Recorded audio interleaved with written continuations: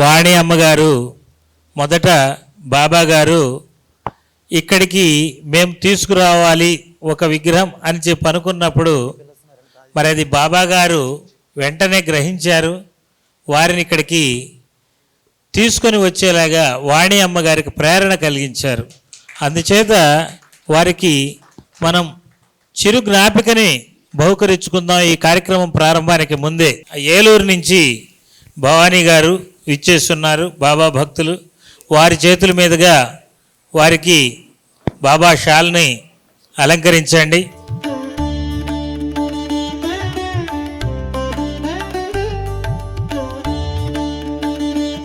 సాయి అంటే సర్వవ్యాపక ఆత్మ అయాం అనేటువంటిది ఆయన నినాదం. ఈరోజు బాబా వారిని వాణి అమ్మగారు ఇక్కడికి తీసుకొని వచ్చి వెళ్ళిపోతుంటే ఎలా ఉంటుంది అంటే, చంటి బిడ్డని వదిలేసి వెళ్ళిపోతే తల్లి ఎలాగ మనసు తలడిల్లుతుందో అలా ఉంటుంది. ఎందుకంటే షిరిడి సంస్థానం నుంచి వారు తీసుకొచ్చారు కాబట్టి మేము ఇచ్చేటువంటి జ్ఞాపిక వారు సర్వాంతర్యామి, వారు మీతోటే ఉన్నారు, మీ మనసులోనే ఉన్నారని నిరంతరం గుర్తు చేయాలని కోరుకుంటూ, అలాగే వారు ఏ విధంగా విషయం ఏమిటంటే మనము ఇక్కడ ప్రతి నెల కూడా సాయి సత్య ధర్మ వైభవం నిర్వహించుకుంటూ కార్యక్రమాన్ని మనము ఒక పర్మనెంట్గా ఒక విగ్రహం తెచ్చుకుంటే బాగుంటుంది అనుకున్న క్రమంలో మేము ఊరికే అమ్మగారికి ఫోన్ చేశాను. అమ్మ ఇలాగ ఒక విగ్రహం కావాల్సి ఉంటుంది, షిరిడీలో నుంచి తెచ్చుకుంటే బాగుంటుందని, ఒకటి తీసుకుంటే బాగుంటుందమ్మా, అక్కడ ఎంతో రేటు కనుక్కోండి అని. అయితే బాబా వారి స్కెచ్ అనేటువంటి చాలా దూరంగా ఉంటుంది, మనకు తెలియదు. అంటే బయట వ్యక్తులకి కొంత నమ్మకం ఉండొచ్చు ఉండకపోవచ్చు, కానీ బాబా గారు అందరినీ కలుపుతున్నారు. వీళ్ళ లీడర్ ఎవరు అంటే బాబా గారే. బాబా గారికి ప్రతినిధులు ఎవరు లేరండి, బాబా గారే నడిపిస్తూ ఉంటారు. వారే ఓల్ అండ్ సోల్. మరి అంతకు వారం 10 రోజుల ముందే అమ్మగారికి సంకల్పాన్ని ఇచ్చేశారు. వారికి ఫోన్ చేయగానే వారు చెప్పింది ఏంటంటే, దాని గురించి మీరు మర్చిపోండి అంటే. ఏంటి ఇలా అంటున్నారు అనుకున్నాను. అమ్మ అక్కడ దొరుకుతాయంటమ్మా అంటే, దొరుకుతాయి కాదు, నేను ఇచ్చేస్తాను మీకు ఆ విగ్రహాన్ని, నేను తీసుకొని వస్తాను అని చెప్పన్నారు. మేము ఆశ్చర్యపోయాం. అంటే బాబా వారు మన మనసులో సంకల్పానికంటే ఒక 10 రోజుల ముందే అమ్మగారికి సంకల్పాన్ని ఇచ్చేశారు. నన్ను తీసుకొని వెళ్ళాలి నువ్వు ఒక దగ్గరికి అని. అలాగే వారికి కల్లో కూడా వారి నోటి ద్వారా విందాం. వారితో ఇంకొక మాట కూడా చెప్పి వారికి ఇస్తాను. వారు ఏ రకమైన అనుభూతి ద్వారా బాబా వారిని ఇక్కడికి తీసుకొచ్చింది వారే స్వయంగా చెప్తారు. రెండవది, నేను అక్టోబర్లో షిరిడికి పూజారి ట్రైనింగ్కి వెళ్ళాను. ఆ సందర్భంలో సాయి సత్యవ్రతం నోసుకోవాలి అనుకుంటే మరి నేను ఎక్కడికి దూరం వెళ్ళలేను కాబట్టి, బాబా ఎలాగా ఈ సాయి సత్యవ్రతం నేనున్న ద్వారావతిలోనే చేసుకుంటే బాగుంటుంది అని నా మనసులో ఉంది. కానీ అక్కడ ఎలా సాధ్యం, నాకు చేత కాదు. అయితే రేపు సాయి సత్యవ్రతం చేసుకోవాలనగా ఈరోజు మధ్యాహ్నానికి వాణి అమ్మగారి రూమ్ దగ్గర నుంచి పిలుపు వచ్చింది. ఆవిడ అప్పుడు దాకా నాకెవరో కూడా తెలియదు. అప్పుడే వారు బెంగళూరు నుంచి వచ్చారు. వచ్చి అక్కడ ఉన్న రాజేశ్వరరావు గారు ఫోన్ చేశారు. నేను వారి రూమ్కి వెళ్ళాను. మాట్లాడుతూ, అమ్మ ఇలాగ చేసుకోవాలి, ఇక్కడ ఎక్కడన్నా అవకాశం ఉంటుందంటే, ఎక్కడో కాదు అవకాశం, మా ఇంట్లోనే. మళ్ళీ నువ్వు ఏమీ తేవద్దు, మొత్తం నేనే తెస్తా. బజార్కి వెళ్ళి మొత్తం ఆవిడే తెచ్చి ఆవిడ చేతుల మీదుగా సాయి సత్యవ్రతాన్ని జరిపించారు. దానికి కూడా ఒక లీల. ఆవిడ వారం రోజులు బెంగళూరులో ఉండొద్దామని వెళ్ళారు, కానీ పరుగుల మీద వచ్చేసారు. ఎవరు తెచ్చారంటే బాబా గారు తెచ్చారు. వారు ఈ సందర్భాన్ని ఉద్దేశించి వారిని 2 మాటలు మాట్లాడవలసిందిగా ఒక చక్కని కీర్తన కూడా అమ్మగారు చేస్తారు. తర్వాత మన కార్యక్రమంలోకి వెళ్దాం. శ్రీ సచ్చిదానంద సమర్థ సద్గురు సాయినాథ మహారాజ్ కీ జై.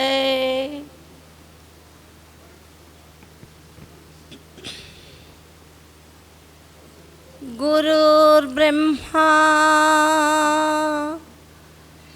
गुरुर्विष्णुः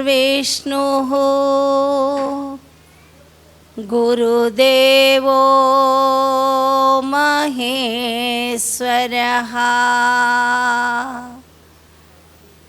गुरु साक्षात्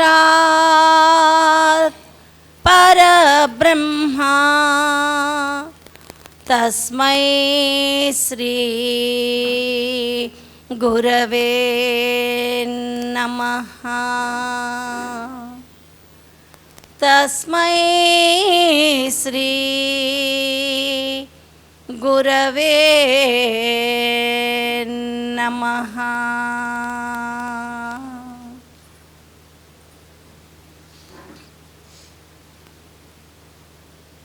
प्रथमं सायिनाथाय द्वितीयं द्वारकामायिने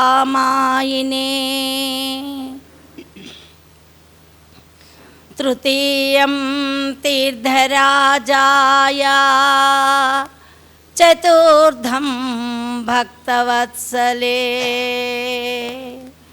पंचमं परमात्माय षष्ठं च शिरडिवासिने सप्तमं सद्गुरुनाथाय अष्टमं अनाथनाथने नवमं निराडम्बराय दशमं दत्तावतारिणे ఈ 10 నామాలతోటి ఆయన వెలుగొందుతూ ఉన్నారండి. ఇక్కడికి వచ్చిన తర్వాత ఇక్కడ నిజంగా ఈ శిల్ప సంపద ఆ గ్రంథాల మధ్య తిరుగుతూ ఉంటే అసలు సాయినాథుడు నా దగ్గర తోటు ఉండి వచ్చేసి అన్నీ చూస్తున్నారా అనిపించింది.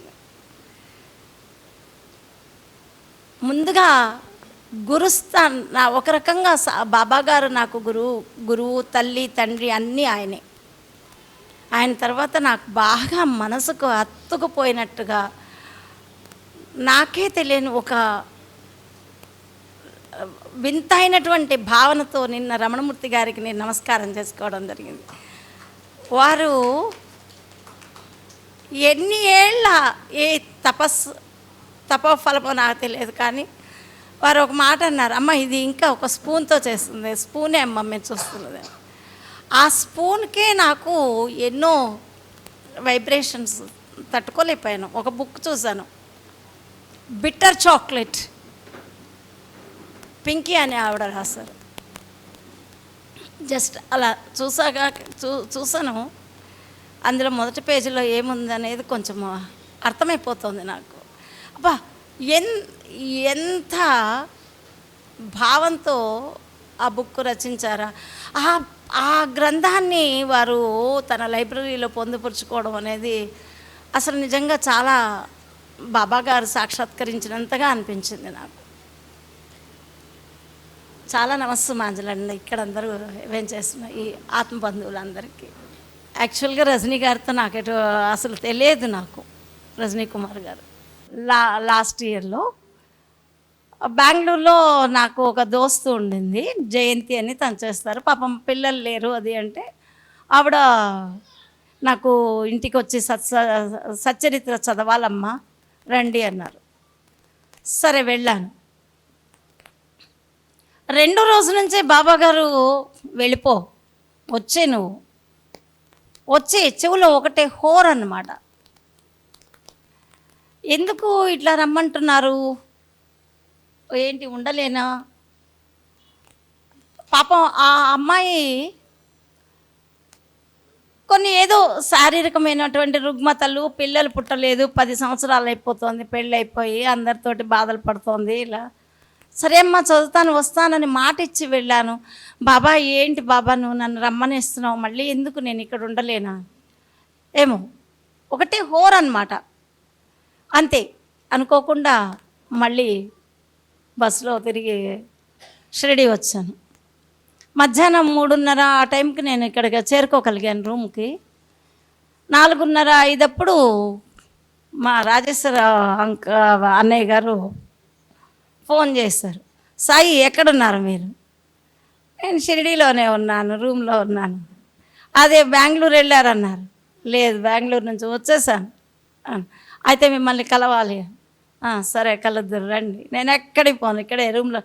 ఎక్కడ షిరిడి దాటి ఎక్కడికి రానండి. ఇక్కడికి ఈరోజు రావాలి అని అంటే ఆయన పరుగులు ఎత్తి వచ్చారు. బాబా గారు అక్కడి నుంచి పరుగులు పెట్టారు. నన్ను తీసుకొని వెళ్ళు, ముందు రజనీ గారికి నన్ను అందజేయి అన్నట్టుగా పరుగులు పెట్టినందువలన రాగలిగాను.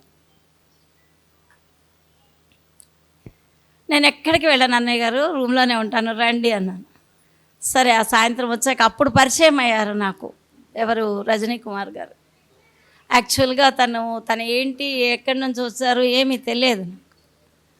అప్పుడు అడిగారు, నేను ఇక్కడ చెయ్యాలమ్మా, నాకేమన్నా ఒక ప్లేస్ చూపిస్తారా, సత్యవ్రతం చేద్దాం అనుకుంటున్నాను. సరే, కావాలంటే కింద ఒక ఏర్పాటు చేస్తానండి, మనకి ద్వారావతి భక్త నివాసులో కింద వైపు కావాలంటే నేను ఏర్పాటు చేస్తాను, చేసుకుందరు అన్నారు. ఇంతలో అన్నయ్య గారే అన్నారు, రాజేశ్వర అన్నయ్య గారు తనే అన్నారు, అమ్మ ఇక్కడే చేసుకుందాం. సరే అయితే నా రూమ్లోనే ఇక్కడే చేసేసుకోండి అన్న. అలా వారితో నాకు పరిచయం అనేటువంటిది ఏర్పడింది. సత్యవ్రతం అక్కడ రూమ్లోనే చేశారు, బాబాగారి సన్నిధిలోనే చేశారు. తర్వాత ఒక వారం క్రితమో ఏమో ఈ మధ్యలో రజనీ గారికి నాకు మధ్యలో వారధిగా పెంచలయ్య గారు వచ్చారు. అసలు యాక్చువల్గా పెంచలయ్య గారు ఎవరో నాకు తెలియదు, అసలు నెల్లూరులో ఎక్కడ ఉంటారట, అట్లా తర్వాత తెలిసింది నాకు. ఆయన షిరిడి వచ్చాక నాకు ఫోన్ చేశారు, అమ్మ ఒకసారి ఇక్కడ రండి. వారితో వారధి కలిపారన్నమాట. నాకు రజనీ గారికి మధ్యలో వారధి కలిపారు పెంచలయ్య గారు ఈ మధ్యలో, ఈ వారం 10 రోజుల్లో. తర్వాత రజనీ గారు ఫోన్ చేశారు, అమ్మ ఇలా ఉంది కార్యక్రమం ఏదో జరుపుతాము. నాకు యాక్చువల్గా ఈ జై భారత్ గురించి కానీ ఏమీ తెలియదండి. నాకు తెలిసింది ఒక్కటే, తెల్లవారుజామున 3 గంటలకు నిద్ర లేచానా, యోగా చేసుకున్నానా, 3:30 కల్లా బయలుదేరానా, బాబా ముందు వెళ్ళి కూర్చున్నానా, సాయికి అక్కడ మందిరంలో సేవ చేసుకున్నానా, ఆయన దగ్గర కూర్చున్నానా, ఆయన చూస్తూ కూర్చుంటాను, ఇంకేం చేయను. నేను ఇంకేం చేయలేనండి. నేను మీలాగా పాటలు పాడలేను, మీలాగా సచ్చరిత్ర చదవలేదు, మీలాగా నేనేం చేయలేదు. ఆయన లాక్కున్నారు, వెళ్ళాను, ఉన్నాను, అంతే. నా గురించి తెలుసు అన్నయ్య గారికి. వెళ్ళి అక్కడ కూర్చుంటాను. 9:30 అయిన తర్వాత మళ్ళీ లేస్తాను, బాబా వెళ్ళొస్తాను అంటాను. ఏదో అక్కడ ఉన్న సిఇఓ గారు వాళ్ళందరి దయ వలన నాకు ఆ సంస్థానంలో కాలేజీలో కాస్త ఎకనామిక్స్ ఇంగ్లీషు చెప్పేటువంటి అవకాశాన్ని బాబా గారు నాకు ఇచ్చారు. వెళ్తాను, మళ్ళీ 4 గంటలకి వచ్చాను. మళ్ళీ ఓపిక ఉందంటే మందిరం దగ్గరికి వెళ్తాను, లేదంటే రూమ్లో సెటిల్ అయిపోతాను. ఇది నా దైనందిన కార్యక్రమం. రజనీ గారు మొన్న ఫోన్ చేశారు, అమ్మ మీరు రావాలి, అక్కడి నుంచి బయటికి రావాలి, మా దగ్గరికి రావాలి, ఒకసారి మా దగ్గరికి రండి, ఎల్బీ నగర్లో ఇలా జరుగుతుంది ఇలా అన్నారు. చూద్దాంలేండి అని దాదాపు ఒక 2 నెలలు 3 నెలల నుంచి ఇలా మాట్లాడుతూనే ఉన్నారు, కుదరలేదు.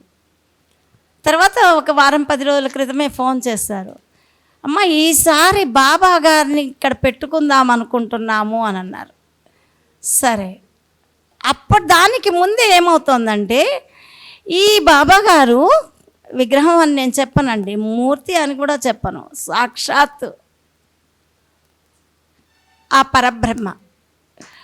ఆ పక్కనే నేను నివాసం ఉండేటువంటి పక్కనే షాపు, అది సంస్థానం వాళ్ళ కోఆపరేటివ్ సొసైటీ షాపు, నావెల్టీస్ అంటారు అక్కడ మన సంస్థానం వాళ్ళు రోజుకు 3 విగ్రహాలు కానీ 2 విగ్రహాలు కానీ తయారు చేస్తారు, అక్కడ పెడతారనమాట.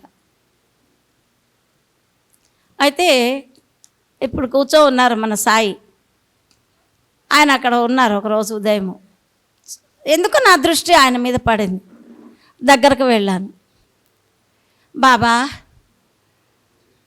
ఎంత అందంగా ఉన్నావు బాబా, నిన్ను తీసుకొని నా ఇంటికి తీసుకొని వెళ్ళి అక్కడ పెట్టుకొని అక్కడ నీకు స్నానం చేయించి బట్టలు కట్టి ఆరతి చేసి కాగడ ఆరతి అన్నీ చేసుకొని అన్నీ చేయడానికి నాకంటూ ఇల్లే లేకుండా చేసావు. నీ ఇల్లే నా ఇల్లు అని అనుకున్నావు కదా నువ్వు. మరి నిన్ను తీసుకొని వెళ్ళి నేను ఎక్కడ పెట్టుకునేది, నా తల మీద పెట్టుకోనా, ఎక్కడ పెట్టుకోను అని రోజు దాదాపు 1.5 నెల 2 నెలల నుంచి ఇదే ఫార్స్ అండి.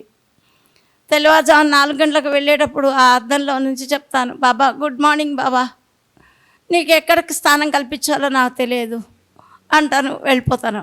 మళ్ళీ రాత్రికి సేజారతి తర్వాత వస్తాను. 10:30 11 అవుతుందండి వచ్చేసరికి. అక్కడే ఉంటారు ఆయన, ఆ అద్దాల్లోంచి చూస్తూ ఉంటారు. బాబా గుడ్ నైట్ బాబా, ఎక్కడ తీసుకెళ్ళను బాబా నేను, అది ఒక్కటే అనుకుంటానండి, ఇంకేం అనుకునేదాన్ని కాదు, వచ్చేసేదాన్ని. ఇలా జరుగుతూ ఉన్నంతలో రజనీ గారు ఫోన్ చేసి మేము బాబాని పెట్టుకోవాలనుకుంటున్నామండి ఇలా అన్నారు. నా దగ్గర బాబా ఉన్నారండి, ఆ బాబాని ఎక్కడ పెట్టుకోవాలో తెలియదు, నాకు ఇల్లు వాకిలి ఏం లేకుండా చేస్తున్నాను, ఆయన దగ్గర తీసుకెళ్లారు, నేను ఎక్కడ పెట్టుకోవాలో నాకు తెలియట్లేదండి అన్న. అమ్మా నేను డబ్బులు ఇస్తానమ్మా తీసుకొచ్చి. డబ్బులు కాదు, అక్కడ డబ్బులు కాదు, ఆయన పరుగులు పెడుతున్నారు అనమాట. ఆయన పరుగులు పెడుతున్నారు ఈయన దగ్గరికి రావాలని. లేదండి నేను తీసుకొని వస్తాను అన్నాను. అంతే, తీసుకోవడం అయితే తీసుకున్నాను, కానీ నాకు 2 కాళ్ళు సరిగ్గా పనిచేయవు. బాబాని ఇక్కడ వరకు చేర్చగలనా, ఎలా చేర్చాలి అక్కడ అనుకోకుండానే అక్కడ ఉండే బాబు, అమ్మ నేను ఎక్కిస్తానమ్మా, బస్సు నేను ఎక్కిస్తాను. ఆఖరికి నిన్న ఉదయం బయలుదేరి వచ్చేంత వరకు కూడా నేను అనుకోలేదు వస్తానని. మళ్ళీ మొన్న ఉదయం 9 ఫోన్ చేస్తారు రజనీ గారు, అమ్మ బయలుదేరుతున్నారా అని. లేదండి ఇంకా టికెట్ తీసుకోలేదు అన్న. ఆయనకు ఫోన్ కాల్ వచ్చిన తర్వాత ఇంకప్పుడు అరే రమ్మంటున్నారా పిల్లలు, ఎలా వెళ్ళమంటారు, మేము టికెట్ తెస్తాం రా అమ్మ మేము ఎక్కిస్తామన్నారు. ఎక్కించారు, ప్యాక్ చేశారు, తీసుకొచ్చారు.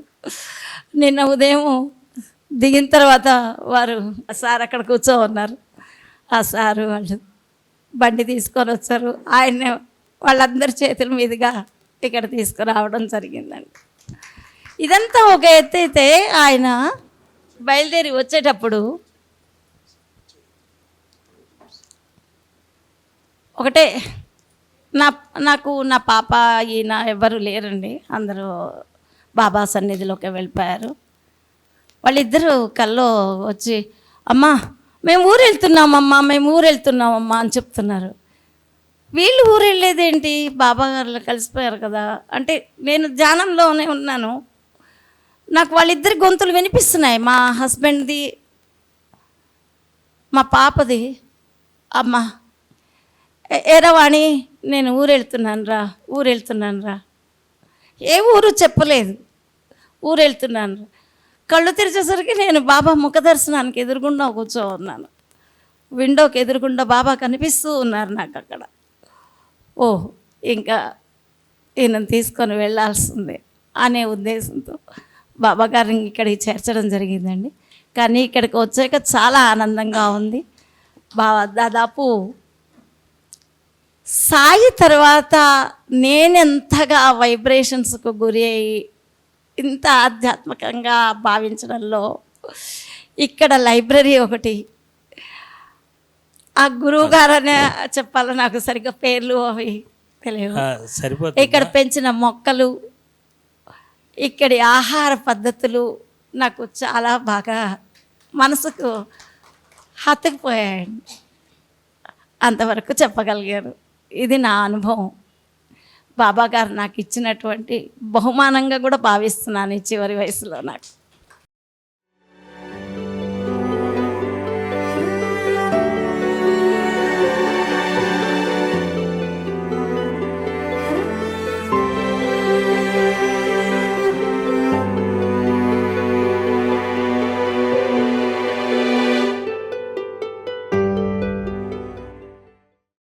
మీ ఆలోచనల్ని మరింత సంపద్వంతం చేయగల ఈ పుస్తకాల్ని మీరు చదివారా? ప్రతులకు జై భారత్ పబ్లికేషన్స్ 9848030089.